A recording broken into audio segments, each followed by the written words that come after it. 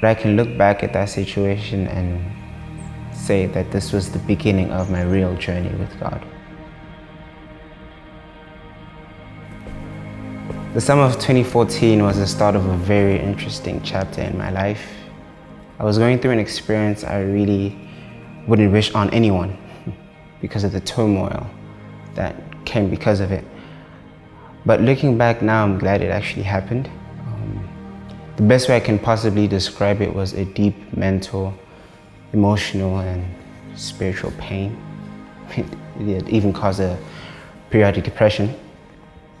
Now, as a young man, the only one of my family to live in the US, I felt very alone and scared, not only because of what was going on at the time, but of what was currently going to happen. I was thrust into the real world with no certain path or idea where I was going.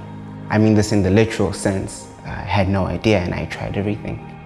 I was involved in a Christian book outreach program that summer for 8 weeks, which was the only stability that I'd had at that time. I remember one evening crying out to God and asking Him for direction and a way forward, something I longed for. And quite literally in the next 3 weeks, I wouldn't have a place to stay. I felt alone, as though life was just passing me by.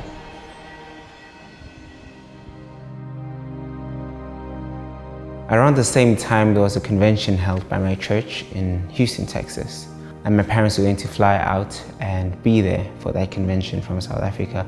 And I remember being so excited, not only because I was going to see them, but I would finally have some grounding, some security, an escape from the reality that I was living at the time, even if it was only worth a week. But I will never forget the day we parted ways at the airport. My mother was crying, of course, as all mothers do. But I remember the moment with my father.